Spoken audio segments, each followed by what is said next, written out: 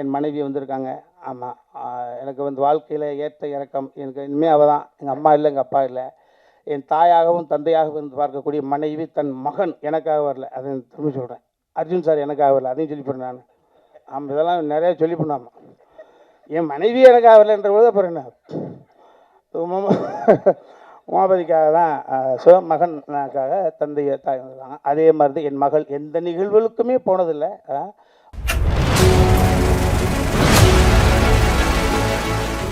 3 தினங்களுக்கு முன்பு ஒரு பாரம்பரியம் உள்ள ஒரு யூனிவர்சிட்டியில் அர்ஜுன் சாருக்கு டாக்டர் பட்டம் கொடுத்தாங்கன்றது ஒரு அற்புதமான செய்தியை. நீண்ட இடைவெளிக்கு பிறகு ஃபீல் குட் டைரக்டர் சகோதரர் அதியமான் சார் மேடையில் இருப்பதெல்லாம் நான் பெருமையாக நினைக்கிறேன். எவ்வளவு பணம் சம்பாரித்தோம், எவ்வளவு வெற்றிகளை கொடுத்த உழைப்பு ஒன்று தான். ஸோ அதான் கஷ்டத்தை எவன் ஒருவனுக்கு கடவுள் அதிகமாக கொடுக்குறானோ ஆயுஸ் அவங்களுக்கு அதிகம்னு அர்த்தம். அதை நிச்சயமாக நான் நம்புகிறேன்.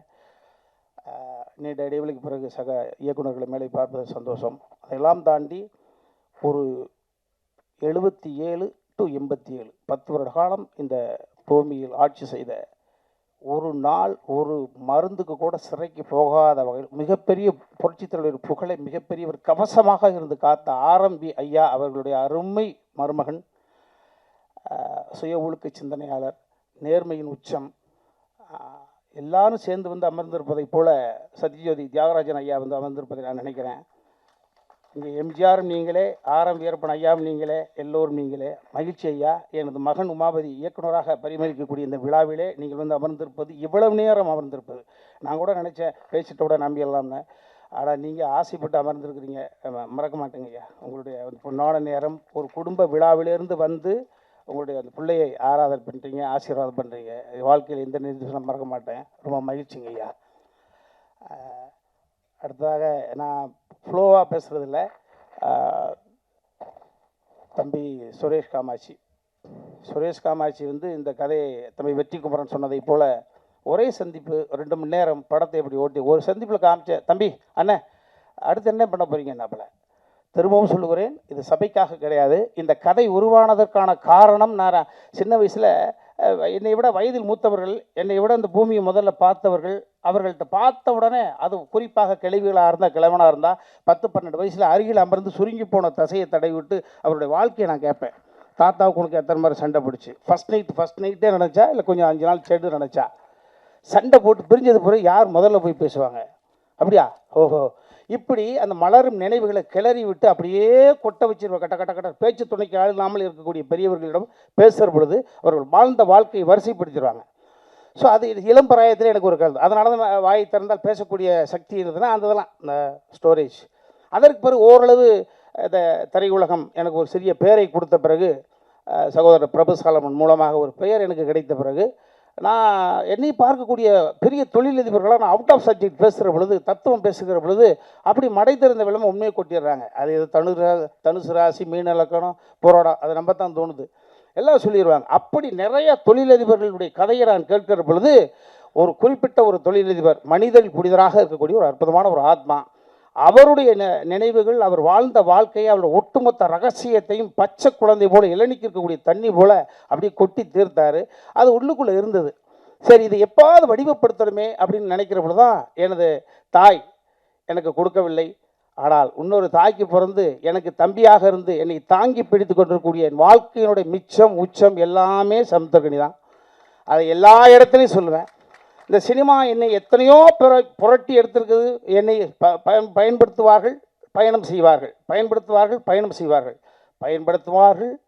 பயணத்தோடு இருப்பார்கள், என் பக்கத்திலும் இருப்பான் என்றால் என் அன்பு தம்பி சமுத்திரக்கனி தான். எனது ஒட்டுமொத்த உறவுகளும் இரத்த சொந்தம் ஒட்டுமொத்தமாக விட்டாலும் தம்பி வீட்டில் போனால் தனியாக சந்தோஷமாக பார்த்துக்கலாம். அதை விட்டு தான் எங்கள் வீட்டில் மிரட்டிக்கிட்டே இருக்கேன் நான். என் தம்பி இருக்கான், என் தம்பி கொஞ்சம் அப்படி மரியாதை ரைட்டாக டீ 7 மணிக்கு கொடுத்து 7:10 வந்தாவே எனக்கு தாழ்வு மனப்பான்மை ஆயிரும்.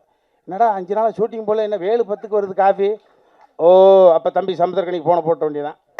வேறு வழியில் ஒரு பிள்ளைய வச்சு தான் நான் வாழ்ந்துக்கிட்டு இருக்கேன். இப்போ அப்போ உமாபதிக்கெல்லாம் அந்த பெரிய ஆத்தாடி விட்டு அங்கே போயிடுவார். இது என்னடா? ஸோ அந்த மாதிரி சமுத்திரக்கனி யார் படைப்பார்? ஒரு குணச்சித்திர நடிகன் நல்லா நடிப்பார், எல்லாருக்கும் தெரிஞ்ச விஷயங்கள் தான். வினோதய சித்தம் என்ற ஒரு கதையை எனக்கு அவர் படைத்து போகிற விட வார இடமெல்லாம் என்னை கொண்டாட வைக்கிற பொழுது, எனது அன்னைக்கு சம்மதி சார், அர்ஜுன் சார் கூட சொன்னாங்க, என்ன நான் பெங்களூரில் உட்காந்துட்டு இருக்கேன், இது ஒரு படம் பார்த்தாங்களே சார். அதான் சார் வினோத சித்தம். ஓ, அப்போ தெரிஞ்சுக்கிட்டு பார்க்காமலே சார் பார்த்துட்டேன் என்று சொல்லிட்டார் போல இருக்கும். ஸோ ஸோ இந்த வினோதய சித்தத்தை தம்பி சமுத்திரக்கனி படைக்காமல் கொடுக்காமல் இருந்திருந்தால் நிச்சயமாக இந்த கதையை வடிவப்படுத்திருக்க முடியாது, வாய்ப்பே கிடையாது. ஸோ எப்படி பார்த்தாலும் பிள்ளையார் சொல்லி 786 சிலுவை குறி 3 குறிகளும் சேர்ந்தாலும் கூட இந்த கதையினுடைய அடி நாதம் என்பது தம்பி சமுத்திரக்கனி என்னை வைத்து எழுதி அதை வெற்றிப்படமாக மாற்றி 22 காட்சி 19 நாட்கள் அபரிதமான ஒரு படத்தை வினோதய சித்தம் என்பது பார்த்தா கொடுத்துச்சு. அந்த தம்பி கொடுத்ததுக்கு பிறகு தான் எல்லா நேரத்துலையும் என்னுடைய பசிக்கு அடுத்தவங்களே சமைச்சு கொண்டு வருவாங்களா. அப்போ பொண்டாட்டி ஊருக்கு போயிட்டு நான் தானே சமைக்கணும். அதை போல எனக்கென்று எப்பொழுதுமே ஒரு கதை வரும் என்று நான் மற்றவர்கள் எதிர்பார்க்க முடியாது. நாமளே சமைச்சு சாப்பிடுமே இந்த கதையை சமைத்தேன்.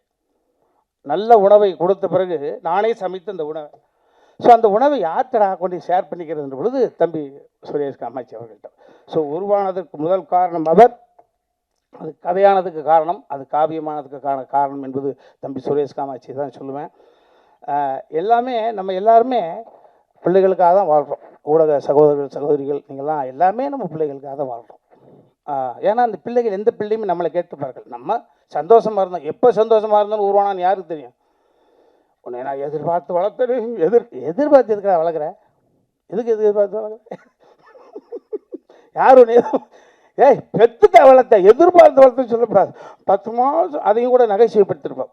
என்ன 10 மாதம் உள்ளுக்குள்ளே ஒரே இருட்டு, ஒரு ஃபேன் இல்லை, ஒரு லைட் இல்லை, பரண்டு படுக்க பெஞ்சு இல்லை, பேச்சு துடைக்க ஆள் இல்லை, அதை கூட நகைச்சுவை பண்ணியிருப்போம். அதை போல இந்த உலகத்தில் எதிர்பார்த்து எதுவும் கிடையாது. அவன் நம்ம கண்ணு முன்னால் குழந்தைங்க ஸ்டடி ஆகிட்டாங்க அப்படின்னா அதுதான் இந்த பூமியில் நம்ம 50 60 வயசுலையோ 70 வயசுலையோ 80 வயசுலையோ கண் மூடுகிற பொழுது நமது குழந்தைகள் இந்த உலகத்தில் தனியாக இருக்கிறார்கள், திறனாக அந்த நம்பிக்கை இருந்துச்சுன்னா அந்த ஆத்மா அமைதி படைக்கிறது. அமைதி அடைஞ்ச சொர்க்கத்துக்கு போகுது. ஐயையோ என்னடா இப்போ முந்தா நாள் போனால் எங்கே இருக்கான்னு தெரியலையே, ஐயையோ அந்த பொண்ணு நான் இல்லைன்னா அப்படின்னா வாய் கோணிக்கு நரகம் தான். ஸோ எவ்வளவு சொத்து இருந்தாலும். ஸோ அந்த வகையில் உயரத்தில் இருக்கக்கூடிய அனைவருமே துயரத்தில் தான் இருக்காங்க. நிறைய பேர் பார்க்குறவங்க எல்லா தொழிலும் நாங்கள் கம்பீரம் ஏழை அப்படி நம்ம சரியான ஆளியா சூப்பரியா அப்படிங்கிறது நிறையா 95% உயரத்தில் இருக்கக்கூடிய அனைவருமே அது அதிகார ரீதியாக இருந்தாலும் சரி, பணம் படைத்து இருந்தாலும் சரி, அவர்களுக்குள் மிகப்பெரிய ஒரு கொடுமையான உணர்வு தவிச்சு தப்பி வெளியில் சொல்லாமல் அது என்னை பார்த்தவுடன் சொல்கிறாங்க. ஸோ இந்த கதை நிச்சயமாக உணர்த்தாது, உணர வைக்கக்கூடிய வகையில் இந்த கதையை நான் தான் டைரக்ட் பண்ண சொல்லிக்கிட்டு இருந்தேன். தம்பி சுரேஷ் காமாட்சி ஆசை இருக்கு மாதிரியா போரு தம்பி சுரேஷ் பார்த்துச்சு, அண்ணே இனிமே புகழ வாங்கினே ஃபஸ்ட்டு ஷாட் 2 பேரும் கம்பைன் டைரக்டர் போடணும்னு நினச்சிக்கிட்டு இருந்தோம். தம்பி ஒத்துக்க மாட்டேன்ட்டான், உமா ஒத்துக்க மாட்டேன்ட்டான். அப்பா நான் உங்களுக்கு அசோசியேட்டாக பண்ணி கொடுக்குறேன். ஆனால் ஃபஸ்ட்டு டே என்னடா நான் த்ரூட்டாக நடிக்கிறேன்டா, நான் ஆக்சிடென்ட் மூஞ்சி கோடினுடா, கொஞ்சம் நான் ஓய்வு எடுக்கிற அப்படியே 2 பேரும் நான் த்ரூட்டாக நடிக்க போகிறேன், தம்பி அண்ணனும் நடிக்க போது உனக்கு என்னடா பிரச்சனை, இல்லைப்பா டைவெர்ட் ஆகக்கூடாது அப்படின்ற கூட. இப்போ சுப்பிரமணியபுரம் என்ற ஒரு படத்தினுடைய விஷயம், சுப்பிரமணியபுரம் என்ற படத்திலே தம்பி நீ என்னுடைய மகன்றதுக்காக யாரும் பார்க்க மாட்டாங்க, உன்னிட தனித்தன்மை என்ன இருக்குது, அவன் தனித்தன்மை ப்ரூவ் பண்ணால் மட்டும்தான் அவன் மீது ஒரு ஒரு மரியாதை வரும். ஸோ அந்த வகையில் சுப்பிரமணியபுரம் என்ற படம் அந்த படத்தில் அவர் தானாப்பா டைரக்டரு, அப்போ ஹீரோ ஒத்துட்டாங்க. அப்போ தனித்தன்மை ப்ரூவ் பண்ணுவதற்கான ஒரு விஷயம் இதையெல்லாம் தம்பி சுரேஷ் காமாட்சி உள்வாங்கி அண்ணன் அழகாக பண்ணுது தம்பி, நீங்கள் ஒத்துக்க மாட்டேங்கிறான் தம்பி ஒரே நிமிஷத்தில் பேசி ஒர்க் அவுட் பண்ணி என்னை இயக்குநராக கொண்டு வந்திருக்காப்புல. அப்போ எனக்கு ஒரு மூத்த மகனோ அல்லது என்னை ஆளுமை கழிக்கக்கூடிய எனது அப்பாவோ இருந்திருந்தால் நான் சொல்வதை கூட என் பையன் கேட்க வேண்டிய அவசியம் கிடையாது, எங்கள் அப்பா சொன்னால் கேட்பாங்க. அதே போல் ஒரு தந்தை ஸ்தானத்திலிருந்து அவனை இயக்குனர் ஆக்கியிருக்காப்பா. ஆமாம், எங்கள் அப்பா இருந்திருந்தாருன்னா, ஜெகநாதன் பிள்ளை இருந்திருந்தாருன்னா எதை செய்திருப்பாரோ அதை செய்திருங்கப்பா. வாட் எவர் இட் இஸ், உன் வாழ்க்கையில் நாங்கள் 2 தடவை கலந்துருப்போம், எவ்வளோ உயரத்துக்கு பாருங்க இன்னொரு வயல் சென்றாலும் உனக்கு கடமைப்பட்டவனே சொல்லிட்டான். நான் சொல்லாமல் இருந்து தான் சங்கட்டம், ரொம்ப மகிழ்ச்சி. ஸோ இந்த எல்லா தம்பிமார்களும் இந்த படத்தில் நடித்த அத்தனை நிறைய நிகழ்வுகள் இருக்குது, அதில் நாங்கள் ஷேர் பண்ணிப்போம். ஆமாம், மீண்டும் நான் சொன்னால் செயற்கையாக இருக்கும். இந்த படம் நிறைவாக வந்திருக்கு, எனக்கு பிடிச்சிருக்கு. ஆமாம், அது எனக்கு பிடிச்சிருக்குன்ற காரணத்தினால தான் இவ்வளோ நேரம் சிரித்த பாருங்க, முகம் நல்லா இருக்குது. என் மனைவி வந்திருக்காங்க. ஆமாம், எனக்கு வாழ்க்கையில் ஏற்ற இறக்கம் எனக்கு இனிமேல் அவள் தான். எங்கள் அம்மா இல்லை, எங்கள் அப்பா இல்லை. என் தாயாகவும் தந்தையாகவும் இருந்து பார்க்கக்கூடிய மனைவி தன் மகன் எனக்காக வரல, அதை திரும்பி சொல்கிறேன். அர்ஜுன் சார் எனக்காக வரல, அதையும் சொல்லி போடுறேன் நான். ஆமாம், இதெல்லாம் நிறையா சொல்லி பண்ணாமல் என் மனைவி எனக்கு வரலன்ற பொழுது அப்புறம் என்ன உமாபதிக்காக தான் சிவமகனுக்காக தந்தையை தாய் வந்தாங்க. அதே மாதிரி தான் என் மகள் எந்த நிகழ்வுகளுக்குமே போனதில்லை. ஜஸ்ட் ஒரு கோல்டு மெடல் வாங்கின புள்ள. ஆமாம், அது வந்திருக்கு. என் மருமகன் மேலே உட்காந்துருக்காரு. அந்த வாய்ப்பு கிடச்சிச்சு. அவரையும் ஒரு 2 சீல் நடிக்க வச்சுக்கிட்டோம். போட்டு லாக் பண்ணி வச்சிடணுமா இல்லையா? ஆமாம் ஆமாம். அதே மாதிரி எங்களுடைய இன்னொரு மகள், எங்கள் குடும்பத்துக்கு வந்த ஐஸ்வர்யம், பெரிய பெரிய கொடை, காலம் எங்களுக்கு கொடுத்த கொடை. ஒரு 6-7 மொழிகள் பேசக்கூடிய அளவுக்கு வல்லமை. புரட்சி தலைவி ஜெயலலிதா அம்மாவுக்கு பிறகு பல மொழிகள் பேசக்கூடிய சீதா பயணம் என்ற ஒரு படத்தில் அவங்களுக்காக வச்சு மிக பிரமாண்டமான படைப்பை, தனது மகளுக்காக ஒரு படைப்பை எடுத்திருக்காங்க அர்ஜுன் சார். ஆமாம், அவருடைய உடன்பிறந்த தங்கை அஞ்சனா பாப்பா வந்திருக்காங்க. இது ஒரு அற்புதமான குடும்ப விழா. அதை இன்னி பல வருடங்களாக பார்த்துருக்குறீங்க.